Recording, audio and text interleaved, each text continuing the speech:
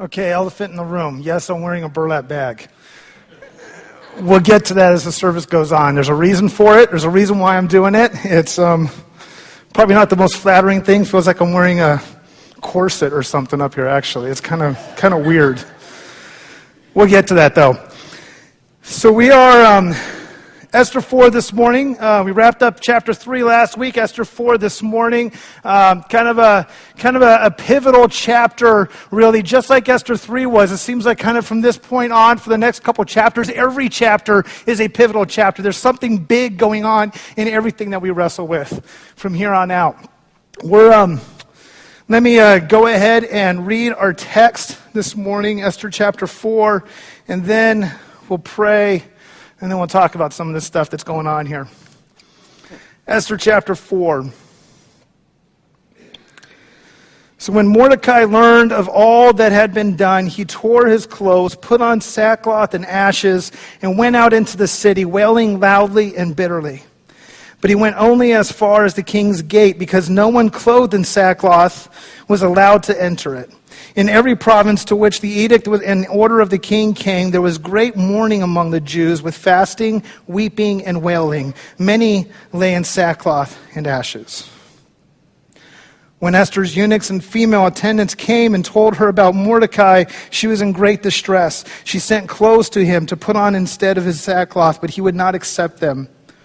Then Esther summoned Hathach, one of the king's eunuchs assigned to attend her, and he ordered him to find out what was troubling Mordecai and why. So Hathach went out to Mordecai in the open square in the city in front of the king's gate. Mordecai told him everything that had happened to him, including the exact amount of money Haman had promised to pay into the royal treasury for the destruction of the Jews. He also gave her a copy of the edict for their annihilation, which had been published in Susa, to show to Esther and explain it to her. And he told him to instruct her to go into the king's presence to beg for mercy and plead with him for her people. Hathach went back and reported to Esther what Mordecai had said. Then she instructed him to say to Mordecai, all the king's officials and the people of the royal provinces know that for any man or woman who approaches the king in the inner court without being summoned, the king has but one law, that they be put to death, and unless the king extends the gold scepter to them and spares their lives. But 30 days had passed since I was called to go to the king. When Esther's words reported to Mordecai, he sent back his answer. Do not think that because you are in the king's house, you alone of all the Jews will escape. For if you remain silent at this time, relief and deliverance for the Jews will arise from another place. But you and your father's family will perish. And who knows but that you have come to your royal position for such a time as this. When Esther sent this reply to Mordecai, go, gather together all the Jews who are in Susa and fast for me. Do not eat or drink for 3 days, night or day. I and my attendants will fast as you do. And when this is done, I will go to the king, even though it is against the law, and if I perish, I perish. So Mordecai went away and carried out all of Esther's instructions. Heavenly Father, Lord, I pray that you open our ears, open our mind, open our hearts, Lord, that we may hear, that we may understand, that we may be transformed and changed by your words for us this morning, Lord. That we may be moved to see you more clearly, to love you more deeply, and to live for you more passionately. In Jesus' name, amen. So Esther chapter 4 is, I've been talking a lot while we've been in our study of Esther, a lot about sort of various kind of literary characteristics, literary kind of stylistic devices. I've been talking about character development. I've been talking about things like form and structure and how, the author uses certain words in certain ways and orders stories in a certain way and just different things that he does to really draw us in to the story of Esther, to really draw us into what is going on, into the narrative, into the message of what God is doing through this story. And I've done that on it for a reason, not just to take up space in a sermon, not just to bore you with sorts of details that you may or may not have gotten even in high school. I mean, it's not that. It's because all that stuff all works together. It all comes together to make this story stick, to draw us in, to help us engage this story of Esther, to engage God's plan the message, the gospel, as it's contained here in Esther. Last week we did a pantomime reading of Esther chapter 3. I don't know if we're going to do that anymore. I'm actually kind of surprised that nobody said anything. Nobody cheered or hooted or anything like that. I thought maybe you could do that, but we're not. We may or may not do that. I might bring it up later again in another chapter. But we did that, and that's one of those things that's intentionally actually worked into the way the story is told in order to engage us, in order to bring us in, and in order to make this message, this story, stick. Chapter 4, kind of in those literary terms, is kind of what is referred to, it's what's referred to as a proto-climax. So you think back, a climax in a story is that moment where the tension is building and building and building up to the climax, and then all of a sudden you have the climax and there's kind of this release of tension. All of a sudden the tension is diffused, something happens and it's not quite as tense anymore, if at all. We've reached that big build-up point, and we're done. Chapter 4, we get a little bit of that. In chapter 3, the tension was building when we saw that Mordecai, who revealed this assassination plot, was never rewarded the way he was supposed to, and you expect him to be rewarded, and then all of a sudden Haman comes on the scene, and Haman gets angry because Mordecai doesn't kneel down, and all of that, and the result was Haman said, you know what, it's not just Mordecai, it's all Jews. All Jews are a problem, and I'm going to convince Xerxes to give this edict. There's a law that says that all Jews in the kingdom are supposed to be wiped out. And the tension is building, and it leaves you wondering what exactly is going to happen. How is this going to get resolved? That last verse of chapter 3 actually states it pretty, almost kind of humorously, but very sufficiently. In 3:15, the couriers went out and spurred on by the king's command, and the edict went out to the citadel Susa, and the king and Haman sat down to drink. But the city of Susa was bewildered. Not just the Jewish community. All of Susa was confused by this. All of Susa was shocked. They were asking, what in the world is going on? We don't get it. We don't understand. And then in chapter 4, Mordecai goes to Esther and pushes her to go to Xerxes. And the tension is diffused a little bit as we get there, just enough to make it tolerable for us to keep moving on through this story. We haven't really arrived at the climax yet. That's still a couple weeks away, but we're getting there. So Mordecai breaks up an assassination plot. Haman gets honored. Haman gets angry at the Jews. This edict goes out, and naturally, the Jewish community begins to mourn. Especially Mordecai, who the text zeroes in on. Mordecai, we're told, he puts on sackcloth along with the rest of the community. He puts on sackcloth. He covers himself in ashes as this expression of extreme sort of emotional turmoil. And he goes around through the streets wailing and hollering bitterly, crying, asking, begging God in many ways, why, God, are you doing this? Or maybe it was even just simply a matter of just going around and just, woe's me, oh my Lord, what is going on? I don't mean that to be humorous. I'm a bad actor. But anyways, we see Mordecai going around and mourning and going through those actions. Esther hears about that because one of the things is that Mordecai doesn't do this in his neighborhood. He could have just gone right outside his front door and he could have done this right in his own neighborhood, but he doesn't do that. He actually goes as close to the palace gate as he can possibly get in doing this. And I think he does that on purpose. He does that for a reason. We'll kind of get to that and flesh that out here in a few minutes. But Esther hears about this. She hears about what Mordecai is doing. And she does, I think, probably what any of us would do if we saw somebody or heard about somebody doing this. I mean, think about it. The idea of somebody putting on sackcloth, covering themselves in ashes, and walking around the street wailing. I mean, it's not exactly something that we're going to look forward to. We're going to look at it and think, that person's crazy. That person's crazy or stoned. This is not right. This is not normal. And even though Esther probably understood what this whole mourning thing was about, she didn't know why Mordecai was mourning. And so she sends this message out to Mordecai along with a whole new set of clothes, good clothes from the palace. And she says, Mordecai, pull yourself together. What is going on? People are staring. Knock it off. Put on, change your clothes and do something different. Be normal. You're making yourself look bad. And Mordecai says, no. I can't do that. And here's why. And he sends back a copy of this edict back to Esther. And this is the point that Esther for the first time finds out what's going on.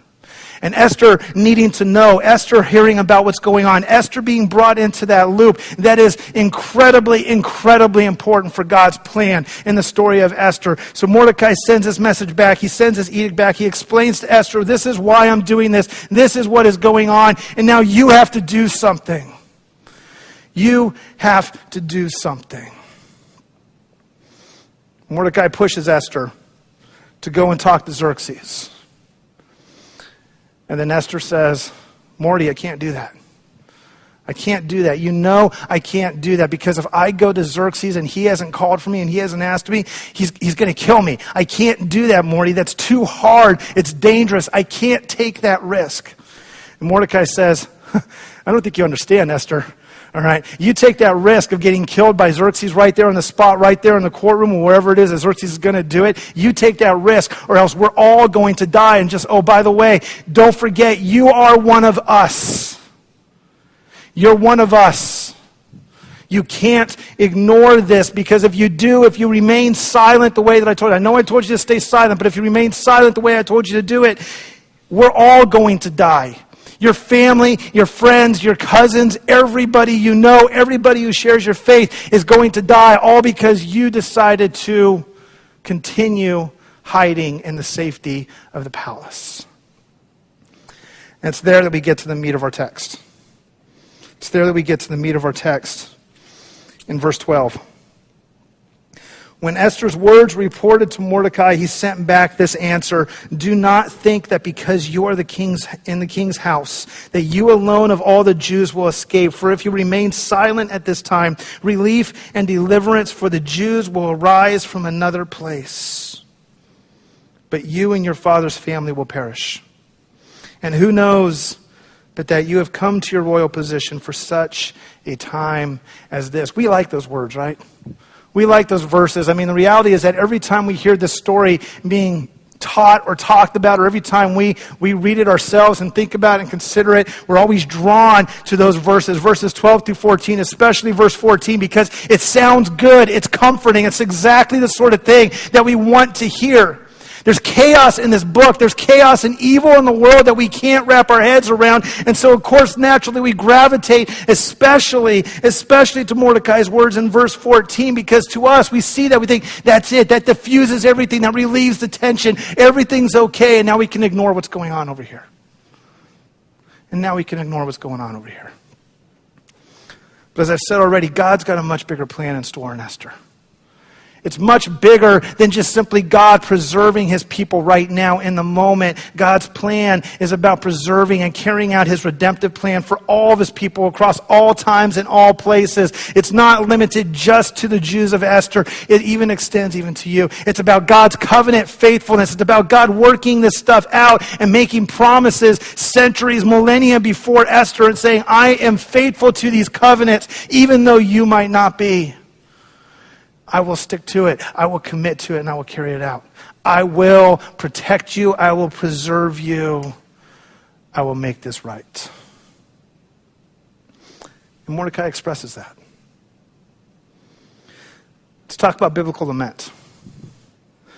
Biblical lament. We don't talk about lament very often. This idea, well, really, this is exactly what we see Mordecai doing. We don't talk about this idea of wallowing in our hurt, wallowing in our pain, wallowing in the bad stuff that is going on in our life. But when you look at the Bible and the larger scope of the Bible, the biblical lament is one of the most important aspects of a biblical life, a life committed to living the way that God has called us to live. See, biblical lament is about a lot more than just simply wallowing in the evil and wallowing in the bad stuff. It's about actually going through and working through this journey of spiritual growth and faith development, and we don't often think of it in that way. Biblical lament is very intentional. It's not haphazard. It's not just putting on sackcloth and covering yourself in dirt and wailing and making a scene. It's not that. You're doing it very intentionally for a very intentional purpose. Actually, in the Jewish community, when somebody dies, they're actually required, in some circles, are required to go and stand before some elder elders or rabbis or whoever it is in the synagogue church, the leaders of that synagogue, and they're required, despite their pain and despite their just how torn up they are and how angry they are at God, they're required to sit there and recite over and over a liturgy that points them to God's goodness and love and mercy. And for most of us, if you've experienced the death of a loved one, if you experience some kind of letdown and some kind of pain, talking about how good God is in your life is the last thing you want to do. It's the last thing you want to do. The Psalms deal a lot with biblical laments. Psalm 13 is one of my favorites. It's a great example. Go home, take a look at it this week. But biblical lament, what you often see happening is you see somebody who is in mourning, going and crying out to God, and in some ways maybe even accusatory oftentimes, saying, God, this is your fault. It's not the way it's supposed to be. What are you doing? Now, I'm not too concerned about being all that theologically accurate here because I want to speak to the way we usually feel. Because we feel that way sometimes, right? We feel that way sometimes. Sometimes we catch ourselves and we know that maybe it's not theologically right or theologically accurate, but we catch ourselves oftentimes looking at God and going to God and saying, God, you're wrong. You're messing this up. This isn't what you told me you'd be doing. This isn't the way it's supposed to be. We get angry and we start accusing God and blaming God for our wrongdoing. Biblical lament gives us the freedom to do that with a caveat. It always moves to a point of confidence. Where biblical lament may start off by accusing God of wrongdoing, the person lamenting always moves to a point where they're able to say, God, I know you are good. I know you are faithful. I know you love me. I know you have a plan. I know that this is really for the best. I know that this is all part of you. I know that you are in control. I know that things are going to work out. I don't necessarily feel it, but I know that that is the truth. Biblical lament always works through that process. And what we see when we look at Esther 4 is biblical lament in story form. We're looking at biblical lament in story form. When we start off with Mordecai mourning and wailing and putting on sackcloth, we see this progression of him moving along until he gets to the point where he's able in verse 14 to flat out say, you might remain silent, but relief, I know relief and deliverance for the Jews will arise from another place. I know that relief and deliverance will arise for God's people from another place. It's hopeless now. We don't understand it. We don't get it. But I know God is going to do something miraculous. I know he's going to come through. It might be you. It might be somebody else. This is the closest that we get. The closest that we get to a reference to God in the book of Esther. In that first half of verse 14. Relief and deliverance. It's a direct reference to the Messiah. It's a direct reference to the Messiah. In Jewish thinking, what they think of this Messianic age. When the Messiah comes, it's going to be this time of relief, this time of deliverance. And they didn't necessarily think of it in the same way that we do, but in some ways they did. It was very much attached, especially when you think of this context of Esther. The Jews are faced with death and hopelessness, and yet here is Mordecai saying relief and deliverance is coming. Life will come. We will be saved. We will be rescued. They move through that process. It's the very heart of Purim, which we'll get to in a couple of weeks. This is at the very heart of what is going on and what Jews are celebrating in this festival of Purim that's established in this book. This idea of being so confident and so faithful, so knowing, so knowledgeable that God is going to bring relief and deliverance. He is going to work this out. And Mordecai expresses that. He expresses that.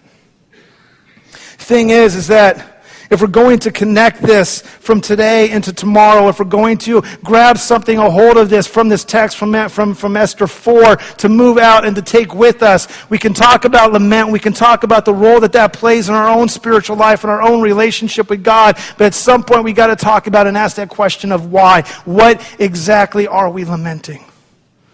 What exactly are we lamenting in our life? Because, maybe you might look at your life and you might think, life is good. I'm blessed. There's nothing going on. I have nothing to lament. Why am I going to go out and try and find something to lament? Maybe that's the way life is for you right now, and that's great. Maybe on the flip side, maybe you're thinking, you know what, life really blows right now. There is some stuff going on. Life is really hard. I'm really struggling, and life really blows right now. But I don't exactly want to go walking around and wailing and hollering and hooting and wearing sackcloth and looking like a weird person out in public either, because that's not exactly something that appeals to me. Maybe we don't want to do that, but we still have to wrestle with this question of what exactly are we lamenting? Why are we as Christians lamenting? Simple answer is that as good of a guy as Mordecai may be in this chapter to point out and expose these problems, Jesus is a better Mordecai.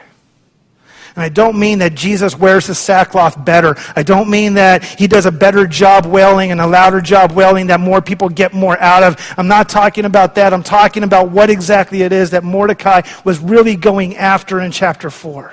And it's more than just simply working through this process of biblical lament. Because you notice this little detail that Mordecai, when he does this, when he goes out into the street, he goes up as close to the palace as he can possibly get. He can't go past the gate, but he goes right up to the gate. He wants to bring the problem. He wants to bring this evil, this problem, this fight straight to Xerxes and Haman's doorstep. He says, this is not right. And Mordecai takes on sort of this priest or this mediator role for the entire Jewish community. And he goes up and he says this and he does this stuff where he's bound to get noticed. He knows Esther is going to get word, and hopefully even Xerxes and Haman are going to get word of what Mordecai is doing. He is speaking on behalf of his people. He's speaking on behalf of God's people to expose this evil that exists within the Persian Empire at this point. He's saying this is not okay, and it needs to come to an end. It needs to stop. He's doing things that are going to draw attention to himself and that cannot be ignored. Mordecai's lament exposes the evil in the world. And Jesus does that better. Jesus does that better, because while Mordecai was exposing an evil in a particular certain place for a particular time, Jesus comes along long time after Mordecai himself comes along, and he climbs up on that cross and he says, I am exposing evil for the world, and I'm exposing it for what it is. It is not something hidden, and it can't be hidden, because if we're going to deal with this and if God is going to work out his plan, it has to be made known. I am exposing it for everyone to see. And the funny thing is, the thing that we don't always necessarily automatically think of when we do this sort of stuff, but the funny thing is that when we do this stuff like communion that focuses and reminds us as a remembrance of Jesus' death, when we talk about the cross, when we talk about the crucifixion, we are forced to ask that question of why was the cross even necessary? And the answer is sin. It's sin. It's evil. It's the evil of sin in the world. Jesus died on that cross for your sins. He died on that cross for my sin. He died on the cross because of sin in the world. And being on that cross and allowing himself to hang on that cross exposed that evil for the world to see so that it could be dealt with once and for all. Jesus does a better job exposing the evil in the world. Let's take a look at the last couple verses here a second. These are verses 15 through 17 that actually I think do more for next week than this week, but it starts this week. Then Esther sent this reply to Mordecai, go gather together all the Jews who are in Susa and fast for me. Do not eat or drink for 3 days, night or day. I and my attendants will fast as you do. And when this is done, I will go to the king, even though it is against the law. And if I perish, I perish. So Mordecai went away and carried out all of Esther's instructions. When we are confronted with the reality of our sin and our inability to save ourselves, we ought to mourn. We ought to mourn because the weight and the gravity of that is so great. And when Esther comes to realize the evil that Mordecai is exposing, she responds by calling for a fast. It's not just any fast. It's not just a normal run-of-the-mill sunrise to sundown kind of fast. It's a fast that lasts for 3 days, day or night, and it involves abstaining from everything from food to drinks. Ordinarily, a fast was just about eating. This is food and drink, that nothing is to touch the lips of the entire Jewish community. It's an effort to bring together God's people in a united sense, to prepare her for what is coming, to prepare her to take on a greater role at confronting the evil that exists in the world. But it's that 3-day piece that I really want us to draw attention to for the time being. See, rabbinical tradition, and granted that comes, centuries after the story of Esther, but rabbinical tradition based on history and the experience of the Jewish community at that time has this funny saying, this funny thing that is well documented that says that God will never allow his people to be in distress for more than 3 days. God will never allow his people to be in distress for more than 3 days. And you can draw that out and you can start applying it to the crucifixion and the resurrection, and you can start wondering, why in the world did these people miss it? But that is very much in the background here, that idea here. Esther calls for this 3-day fast as the community is mourning and waiting and preparing for God to do something miraculous. And yet there is this promise that underlies this that says that God will do something. Relief and deliverance is coming. It is on its way. See, when Haman's evil is exposed and Esther calls for this fast, it is directing people. She is directing people to the promise that God made to his people years before. I will protect you. I will keep you. I will preserve you. I will work out my plan through you. 3 days. 3 days is all it took. 3 days is all God needed. It's all Jesus needed to turn our mourning into dancing. 3 days is all it took for Mordecai to take his sackcloth and rip it apart. Over the course of 3 days, Jesus exposed evil for what it was. He took our sins upon himself. He rose victorious. For 3 days, the world was in distress. And then the tomb was empty.